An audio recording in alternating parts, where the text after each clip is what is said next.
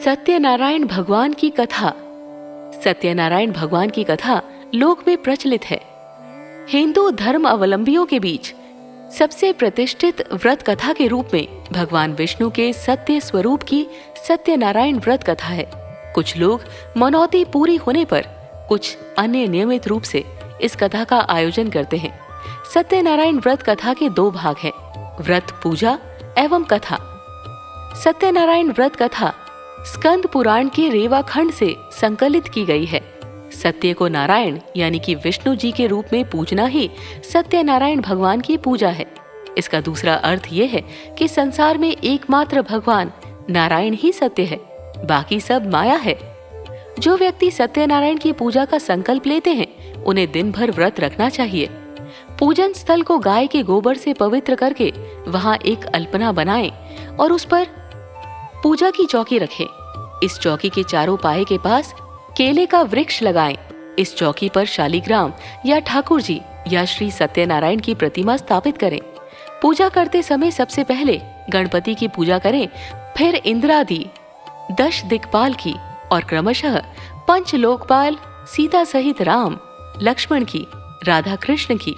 इनकी पूजा के पश्चात ठाकुर जी व सत्यनारायण की पूजा करें। इसके बाद लक्ष्मी माता की और अंत में महादेव और ब्रह्मा जी की पूजा करें। पूजा के बाद सभी देवों की आरती करें और चरणामृत लेकर प्रसाद वितरण करें। कथा प्रथम अध्याय। सत्यनारायण व्रत कथा का पूरा संदर्भ ये है कि पुरा काल में शौनकादि ऋषि नैमिषारण्य स्थित महर्षि सूत के आश्रम पर पहुंचे।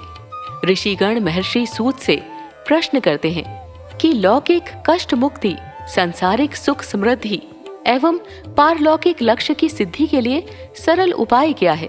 महर्षि सूत शौनकादि ऋषियों को बताते हैं कि ऐसा ही प्रश्न नारद जी ने भगवान विष्णु से किया था। भगवान विष्णु ने नारद जी को बताया कि लौकिक क्लेश मुक्ति, सांसारिक सुख समृद्धि एवं परलौकिक लक्ष्य सिद्धि के लिए एक ही राजमार्ग है, वो है सत्यनारायण व्रत। सत्यनारायण का अर्थ है सत्याचरण, सत्याग्रह, सत्यनिष्ठा। संसार में सुख समृद्धि की प्राप्ति सत्याचरण द्वारा ही संभव है। सत्य ही ईश्वर है। सत्याचरण का अर्थ है ईश्वराधान, भगवत्य पूजा। कथा का प्रारंभ सूत जी द्वारा कथा सुनाने से होता है।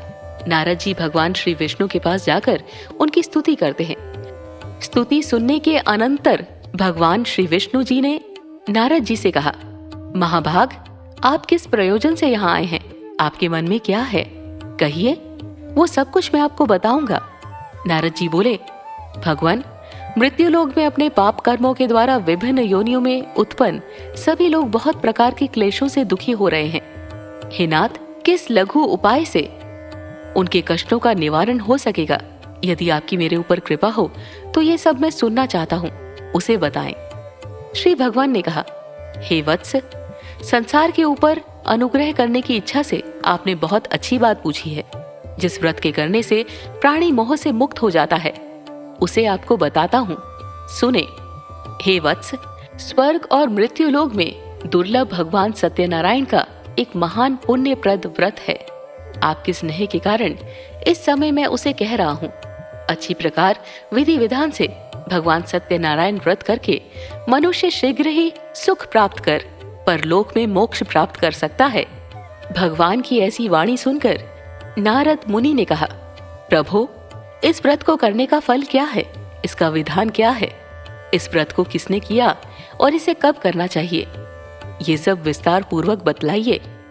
श्री भगवान ने कहा, ये सत्यनारायण व्रत दुख शोक आदि का शमन करने वाला, धन्य धान्य की वृद्धि करने वाला, सौभाग्य और संतान देने वाला तथा सर्वत्र विजय प्रदान करने वाला है। जिस किसी भी दिन भक्ति और श्रद्धा से समन्वित होकर मनुष्य ब्राह्मणों और बंधु बांधवों के साथ धर्म में तत्पर होकर सायंकाल भगवान सत्यनारायण की पूजा करे, नैवेद्य के रूप में उत्तम कोटि के भोजनीय पदार्थ को सवाया मात्रा में भक्ति पूर्वक अर्पित करना चाहिए। केले के फल, घी, दूध, गेहूं का चूर्ण अथवा गेहूं के चूर्ण के अभाव में साठी चावल का चूर्ण, शक्कर या गुड़, ये सब भक्ष्य सामग्री सवाया मात्रा में एकत्र कर निवेदित करनी चाहिए। बंधु बांधवों के साथ श्री सत्यनारायण भगवान की कथा सुनकर दक्षिणा देनी चाहिए। तदंतर बंधु बांधवों के साथ भोजन कराना चाहिए। भक्ति पूर्वक प्रसाद ग्रहण करके नृत्य गीत आदि का आयोजन करना चाहिए। तदंतर भगवान सत्यनारायण का स्मरण करते हुए अपने घर जाना चाहिए। ऐसा करने से मनुष्यों की अभिलाषा अवश्य पूर्ण होती है। विशेष रूप से कलयुग में पृथ्वी लोक में ये सबसे छोटा सा उपाय है। दूसरा अध्याय। श्री सुत बोले, हे द्विजो, अब मैं पुनः पूर्व काल में जिसने इस सत्यनारायण व्रत को किया था उसे भली भांति विस्तार पूर्वक कहूंगा। रमणीय काशी नामक नगर में कोई अत्यंत निर्धन ब्राह्मण रहता था। भूख और प्यास से व्याकुल होकर वो प्रतिदिन पृथ्वी पर भटकता रहता था। भगवान ने उस दुखी को देखकर वृद्ध का रूप धारण करके उस द्विज से आदर पूर्वक पूछा, हे, प्रतिदिन अत्यंत दुखी होकर तुम किस लिए पृथ्वी पर भ्रमण करते रहते हो? हे द्विज श्रेष्ठ, ये सब बतलाओ, मैं सुनना चाहता हूँ।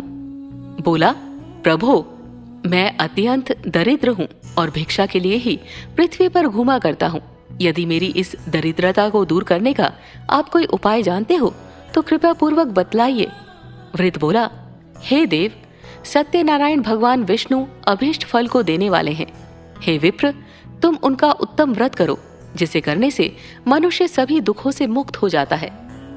व्रत के विधान को भी यत्न पूर्वक कहकर वृद्ध रूपधारी भगवान विष्णु वहीं पर अंतर्ध्यान हो गए। वृद्ध ने जैसा कहा है उस व्रत को अच्छी प्रकार से वैसा ही करूंगा।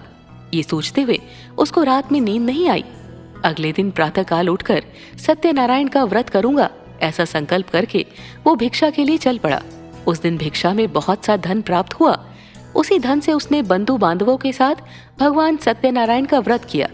इस व्रत के प्रभाव से वो श्रेष्ठ सभी दुखों से मुक्त होकर समस्त संपत्तियों से संपन्न हो गया। उस दिन से लेकर प्रत्येक महीने उसने ये व्रत किया। इस प्रकार भगवान सत्यनारायण के इस व्रत को करके वो श्रेष्ठ सभी पापों से मुक्त हो गया और उसने दुर्लभ मोक्ष पद को प्राप्त किया। हे विप्र, पृथ्वी पर जब भी कोई मनुष्य श्री सत्यनारायण का व्रत करेगा उसी समय उसके समस्त दुख नष्ट हो जाएंगे। इस प्रकार भगवान नारायण ने महात्मा नारद जी से जो कुछ कहा मैंने वो सब आप लोगों से कह दिया। आगे अब और क्या कहूँ? हे मुने, इस पृथ्वी पर उससे सुने हुए इस व्रत को किसने किया? हम वो सब सुनना चाहते हैं। उस व्रत पर हमारी श्रद्धा हो रही है। श्री सुत जी बोले, मुनियों, पृथ्वी पर जिसने ये व्रत किया उसे आप लोग सुने। एक बार वो द्विज श्रेष्ठ अपनी धन संपत्ति के अनुसार बंधु बांधवों तथा परिवारजनों के साथ व्रत करने के लिए उद्यत हुआ। इसी बीच एक लकड़हारा वहां आया और लकड़ी बाहर रखकर उस ब्राह्मण के घर गया। प्यास से व्याकुल वो उसको व्रत करता हुआ देख प्रणाम करके उससे बोला, प्रभु, आप ये क्या कर रहे हैं? इसके कारण से किस फल की प्राप्ति होती है? विस्तार पूर्वक मुझसे कहिए। विप्र ने कहा, ये सत्यनारायण का व्रत है जो सभी मनोरथों को प्रदान करने वाला है। उसी के प्रभाव से मुझे ये सब महान धन धान्य आदि प्राप्त हुआ है। जल पीकर तथा प्रसाद ग्रहण करके वो नगर चला गया। सत्यनारायण देव के लिए मन से ऐसा सोचने लगा कि आज लकड़ी बेचने से जो धन प्राप्त होगा उसी धन से भगवान सत्यनारायण का श्रेष्ठ व्रत करूंगा।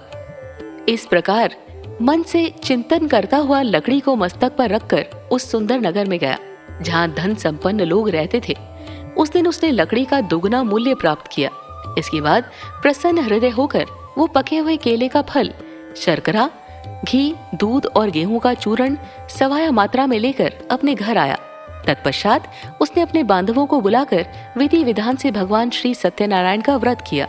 उस व्रत के प्रभाव से वो धन पुत्र से संपन्न हो गया और इस लोक में अनेक सुखों का उपभोग कर अंत में सत्यपुर अर्थात बैकुंठ लोक चला गया। तीसरा अध्याय। श्री सुत बोले, श्रेष्ठ मुनियों, अब मैं पुनः आगे की कथा कहूंगा, आप लोग सुने। प्राचीन काल में उल्कामुख नाम का एक राजा था। वो जितेंद्रिय, सत्यवादी तथा अत्यंत बुद्धिमान था। वो विद्वान राजा प्रतिदिन देवालय जाता और धन देकर संतुष्ट करता था। कमल के समान मुख वाली उसकी धर्मपत्नी शील, विनय एवं सौंदर्य आदि गुणों से संपन्न तथा पति परायणा थी। राजा एक दिन अपनी धर्मपत्नी के साथ भद्रशिला नदी के तट पर श्री सत्यनारायण का व्रत कर रहा था। उसी समय व्यापार के अनेक प्रकार की पुष्कल धनराशि से संपन्न एक साधु नाम का बनिया वहां आया। भद्रशिला नदी के तट पर नाव को स्थापित कर वो राजा के समीप गया और राजा को उस व्रत में दीक्षित देखकर विनय पूर्वक पूछने लगा। साधु ने कहा, राजन, आप भक्ति युक्त चित्त से ये क्या कर रहे हैं? कृपया ये सब बताइए, इस समय मैं सुनना चाहता हूँ। राजा बोले, हे साधु, पुत्र आदि की प्राप्ति की कामना से अपने बंधु बांधवों के साथ मैं अतुल तेज संपन्न भगवान विष्णु का व्रत एवं पूजन कर रहा हूँ। राजा की बात सुनकर साधु ने आदर पूर्वक कहा, राजन, इस विषय में आप मुझे सब कुछ विस्तार से बतलाइए। आपके कथन अनुसार मैं व्रत एवं पूजन करूंगा। मुझे भी संतति नहीं है, इससे अवश्य ही संतति प्राप्त होगी। ऐसा विचार कर वो व्यापार से निवृत्त हो आनंद पूर्वक अपने घर आया। उसने अपनी भार्या से संतति प्रदान करने वाले इस सत्य व्रत को विस्तार पूर्वक बताया तथा जब मुझे संतति प्राप्त होगी तब मैं इस व्रत को करूंगा। इस प्रकार उस साधु ने अपनी भार्या लीलावती से कहा। एक दिन उसकी लीलावती नाम की सती साध्वी भार्या पति के साथ आनंद चित्त से ऋतुकालीन धर्माचरण में प्रवृत्त हुई और भगवान श्री सत्यनारायण की कृपा से उसकी वो भार्या गर्भिणी हुई। 10वें महीने में उससे कन्या रत्न की उत्पत्ति हुई और वो शुक्ल पक्ष के चंद्रमा की भांति दिन प्रतिदिन बढ़ने लगी।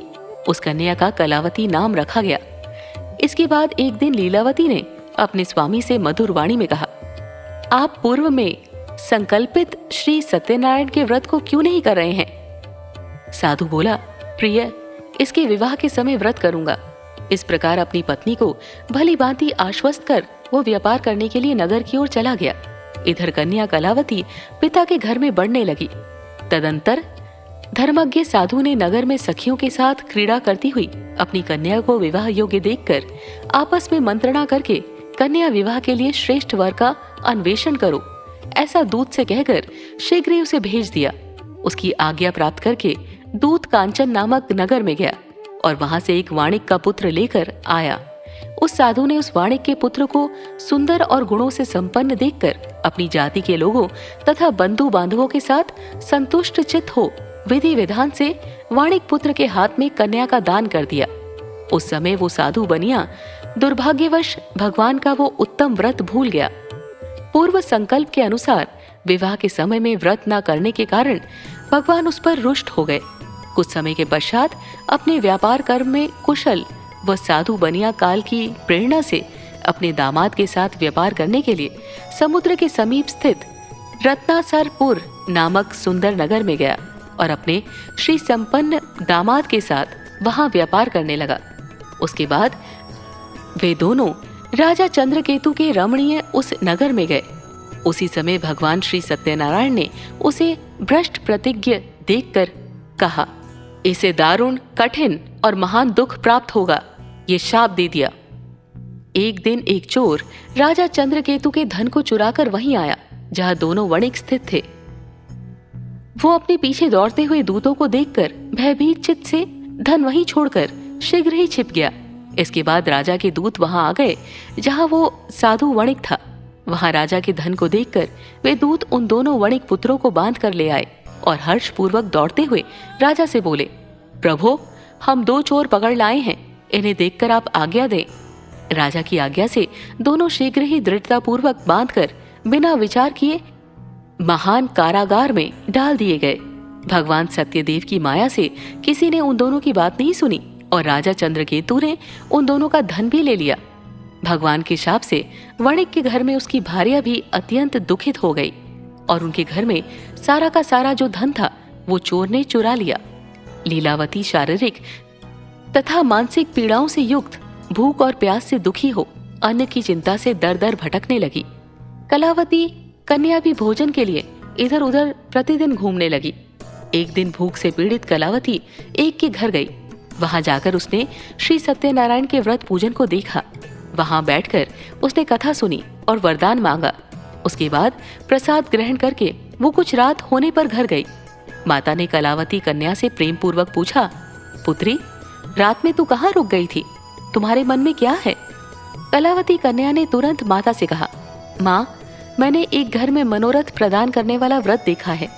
कन्या की उस बात को सुनकर वो वणिक की भार्या व्रत करने को उद्यत हुई और प्रसन्न मन से उस साध्वी ने बंधु बांधवों के साथ भगवान श्री सत्यनारायण का व्रत किया तथा इस प्रकार प्रार्थना की, भगवान, आप हमारे पति एवं जामाता के अपराध को क्षमा करें।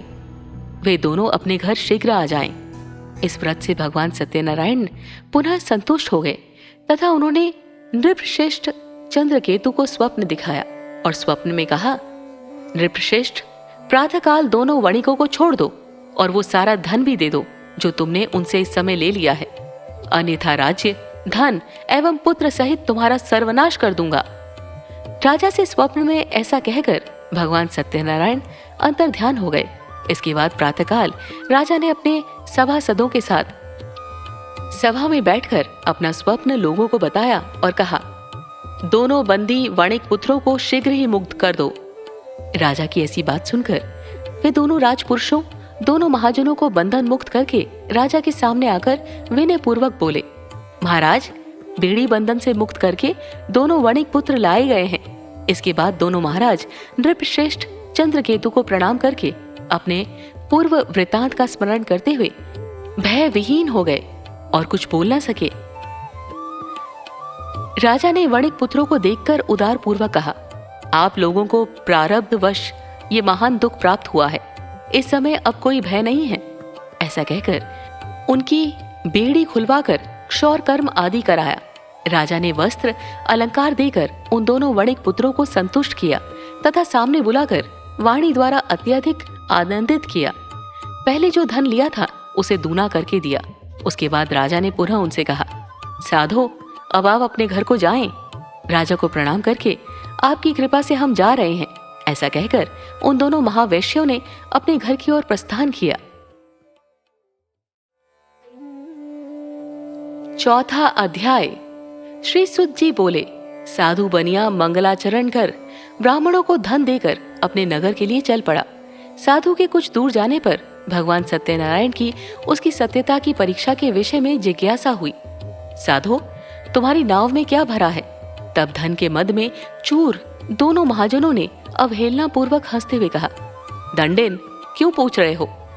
क्या कुछ द्रव्य लेने की इच्छा है? हमारी नाव में तो लता और पत्ते आदि भरे हैं। ऐसी निष्ठुर वाणी सुनकर तुम्हारी बात सच हो जाए, ऐसा कहकर दंडी सन्यासी को रूप धारण किए हुए भगवान कुछ दूर जाकर समुद्र के समीप बैठ गए। दंडी के चले जाने पर नित्य क्रिया करने के पश्चात उतराई हुई अर्थात जल में ऊपर की ओर उठी हुई नौका को देखकर साधु अत्यंत आश्चर्य में पड़ गया और नाव में लता और पत्ते आदि देखकर मूर्छित हो पृथ्वी पर गिर पड़ा। सचेत होने पर वाणिक पुत्र चिंतित हो गया। तब उसके दामाद ने इस प्रकार कहा, आप शोक क्यों करते हैं? दंडी ने शाप दे दिया है। इस स्थिति में वे ही चाहे तो सब कुछ कर सकते हैं, इसमें संशय नहीं। अतः उन्हीं की शरण में हम चलें, वहीं मन की इच्छा पूर्ण होगी। दामाद की बात सुनकर वो साधु बनिया उनके पास गया और वहां दंडी को देखकर उसने भक्ति पूर्वक उन्हें प्रणाम किया तथा आदर पूर्वक कहने लगा, आपके सम्मुख मैंने जो कुछ कहा है, असत्य भाषण रूप अपराध किया है। आप मेरे उस अपराध को क्षमा करें। ऐसा कहकर बारंबार प्रणाम करके वो महान शोक से आकुल हो गया। दंडी ने उसे रोता हुआ देखकर कहा, हे मूर्ख, रो मत, मेरी बात सुनो। मेरी पूजा से उदासीन होने के कारण तथा मेरी आज्ञा से ही तुमने बारंबार दुख प्राप्त किया है।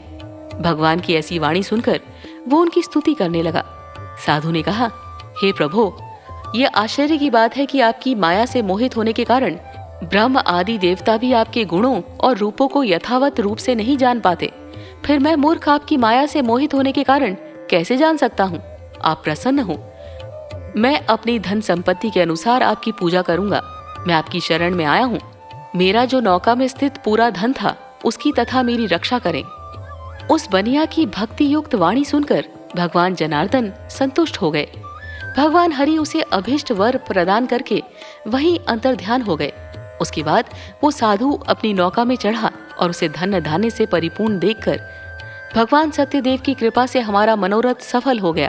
ऐसा कहकर स्वजनों के साथ उसने भगवान की विधिवत पूजा की। भगवान श्री सत्यनारायण की कृपा से वो आनंद से परिपूर्ण हो गया और नाव को प्रयत्न पूर्वक संभाल कर उसने अपने देश के लिए प्रस्थान किया। साधु बनिया ने अपने दामाद से कहा, वो देखो, मेरी रत्नपुरी नगरी दिखाई दे रही है। इसके बाद उसने अपने धन के रक्षक दूत को अपने आगमन का समाचार देने के लिए अपनी नगरी में भेजा। उसके बाद उस दूत ने नगर में जाकर साधु की भार्या को देख हाथ जोड़कर प्रणाम किया तथा उसके लिए अभीष्ट बात कही। सेठ जी अपने दामाद तथा बंधु वर्गों के साथ बहुत सारे धन धान्य से संपन्न होकर नगर के निकट पधार गए हैं। दूत के मुख से बात सुनकर वो महान आनंद से विहिल हो उठी और उस साध्वी ने श्री सत्यनारायण की पूजा करके अपनी पुत्री से कहा, मैं साधु के दर्शन के लिए जा रही हूँ, तुम शीघ्र करो। माता का ऐसा वचन सुनकर व्रत को समाप्त करके प्रसाद का परित्याग कर वो कलावती भी अपने पति का दर्शन करने के लिए चल पड़ी। इससे भगवान सत्यनारायण रुष्ट हो गए और उन्होंने उसके पति को तथा नौका को धन के साथ हरण करके जल में डुबो दिया। इसके बाद कलावती कन्या अपने पति को न देख महान शोक से रुदन करती हुई पृथ्वी पर गिर पड़ी। नाव का अदर्शन तथा कन्या को अत्यंत दुखी देख भयभीत मन से साधु बनिया ने सोचा, ये क्या आश्चर्य हो गया। नाव का संचालन करने वाले भी सभी चिंतित हो गए। तदंतर वो लीलावती भी कन्या को देखकर वेल हो गई और अत्यंत दुख से विलाप करती हुई अपने पति से इस प्रकार बोली, अभी अभी वो नौका के साथ कैसे अलक्षित हो गए। न जाने किस देवता की उपेक्षा से ये नौका हरण कर ली गई, अथवा श्री सत्यनारायण का महात्म्य कौन जान सकता है। ऐसा कहकर वो स्वजनों के साथ विलाप करने लगी और कलावती कन्या को गोद में लेकर रोने लगी। कलावती कन्या भी अपने पति के नष्ट हो जाने पर दुखी हो गई और पति की पादुका लेकर उनका अनुगमन करने के लिए उसके मन में निश्चय किया। कन्या के इस प्रकार के आचरण को देख भार्या सहित वो धर्मज्ञ साधु बनिया अत्यंत शोक संतप्त हो गया और सोचने लगा, या तो भगवान सत्यनारायण ने ये अपहरण किया है अथवा हम सभी भगवान सत्यदेव की माया से मोहित हो गए हैं। अपनी धन शक्ति के अनुसार मैं भगवान श्री सत्यनारायण की पूजा करूंगा।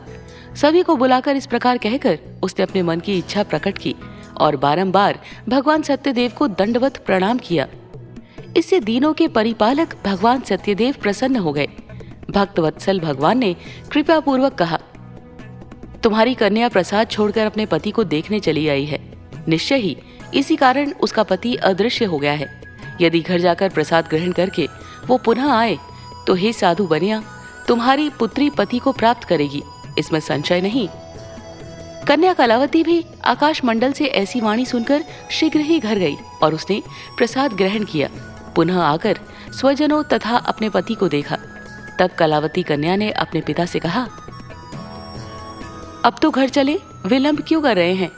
कन्या की ये बात सुनकर वणिक पुत्र संतुष्ट हो गया और विधि विधान से भगवान सत्यनारायण का पूजन करके धन तथा बंधु बांधवों के साथ अपने घर गया। तदंतर पूर्णिमा तथा संक्रांति पर्वों पर भगवान सत्यनारायण का पूजा करते हुए इस लोक में सुख भोग कर अंत में वो सत्यपुर बैकुंठ लोक में चला गया। 5वां अध्याय। श्री सुत जी बोले, श्रेष्ठ मुनियों, अब इसके बाद मैं दूसरी कथा कहूंगा, आप लोग सुने। अपनी प्रजा का पालन करने में तत्पर तुंगध्वज नामक एक राजा था। उसने सत्यदेव के प्रसाद का परित्याग करके दुख प्राप्त किया। एक बार वो वन में जाकर और वहां बहुत से पशुओं को मारकर वट वृक्ष के नीचे आया। वहां उसने देखा कि गोपगण बंधु बांधवों के साथ संतुष्ट होकर भक्ति पूर्वक भगवान सत्यदेव की पूजा कर रहे हैं। राजा ये देखकर भी अहंकारवश न तो वहां गया और न ही उसने भगवान सत्यनारायण को प्रणाम ही किया। पूजन के बाद सभी गोपगण भगवान का प्रसाद राजा के समीप रखकर वहां से लौट आए और इच्छानुसार उन सभी ने भगवान का प्रसाद ग्रहण किया। इधर राजा को प्रसाद का परित्याग करने से बहुत दुख हुआ। उसका संपूर्ण धन धान्य एवं सभी को 100 पुत्र नष्ट हो गए। राजा ने मन में यह निश्चय किया कि अवश्य ही भगवान सत्यनारायण ने हमारा नाश कर दिया है, इसीलिए मुझे वहां जाना चाहिए जहां श्री सत्यनारायण का पूजन हो रहा था। ऐसा मन में निश्चय करके वो राजा गोपगणों के समीप गया और उसने गोपगणों के साथ भक्ति श्रद्धा से युक्त होकर विधि पूर्वक भगवान सत्यदेव की पूजा की। भगवान सत्यदेव की कृपा से वो पुनः धन और पुत्रों से संपन्न हो गया तथा इस लोक में सभी सुखों का उपभोग कर अंत में सत्यपुर वैकुंठ लोक को प्राप्त हुआ। श्री सुत जी कहते हैं, जो व्यक्ति इस परम दुर्लभ श्री सत्यनारायण के व्रत को करता है और पुण्यमयी तथा फल प्रदायिनी भगवान की कथा को भक्ति युक्त होकर सुनता है, उसे भगवान सत्यनारायण की कृपा से धन धान्य आदि की प्राप्ति होती है। दरिद्र धनवान हो जाता है, बंधन में पड़ा हुआ बंधन से मुक्त हो जाता है, डरा हुआ व्यक्ति भय मुक्त हो जाता है। ये सत्य बात है, इसमें संशय नहीं। इस लोक में वह सभी इप्सित फलों का भोग प्राप्त करके अंत में सत्यपुर वैकुंठ लोक को जाता है। इस प्रकार मैंने आप लोगों से भगवान सत्यनारायण के व्रत को कहा, जिसे करके मनुष्य सभी दुखों से मुक्त हो जाता है। कलयुग में तो भगवान सत्यदेव की पूजा विशेष फल प्रदान करने वाली है।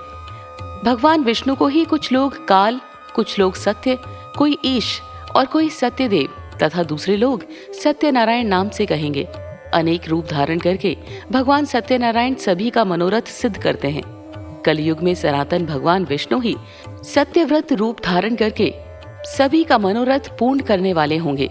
हे श्रेष्ठ मुनियों, जो व्यक्ति नित्य भगवान सत्यनारायण की इस व्रत कथा को पढ़ता है, सुनता है, भगवान सत्यनारायण की कृपा से उसके सभी पाप नष्ट हो जाते हैं। हे मुनीश्वरों, पूर्व काल में जिन लोगों ने भगवान सत्यनारायण का व्रत किया था, उसके अगले जन्म का वृतांत कहता हूँ, आप लोग सुने।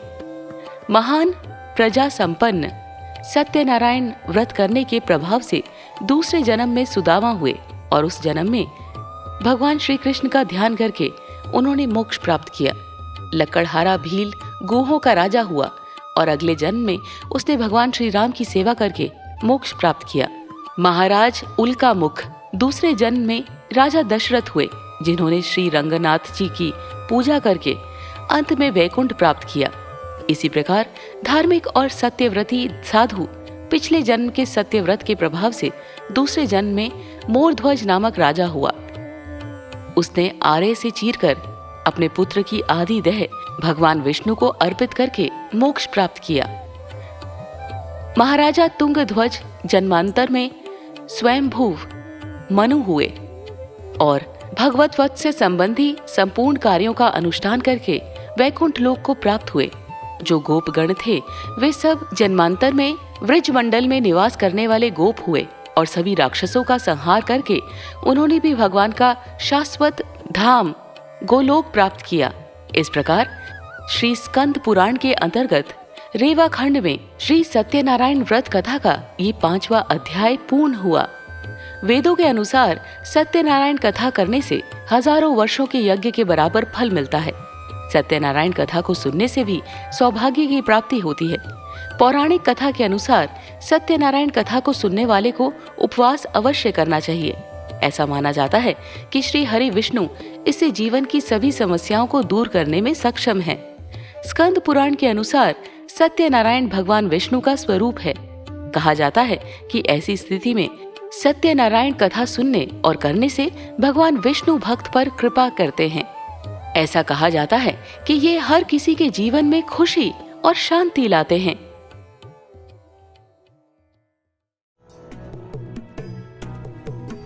प्रिय भक्तजनों, उम्मीद करते हैं कि आपको ये कथा अत्यंत पसंद आई होगी। अगर आपको हमारी कथा पसंद है तो सब्सक्राइब करना ना भूलें, लाइक, कमेंट और शेयर अवश्य करें। अगर कोई त्रुटि हो उसे क्षमा कीजिएगा और हमें कमेंट में जरूर बताइए। आप पर और पूरे परिवार पर भगवान की कृपा सदैव बनी रहे। धन्यवाद। जय श्री कृष्णा।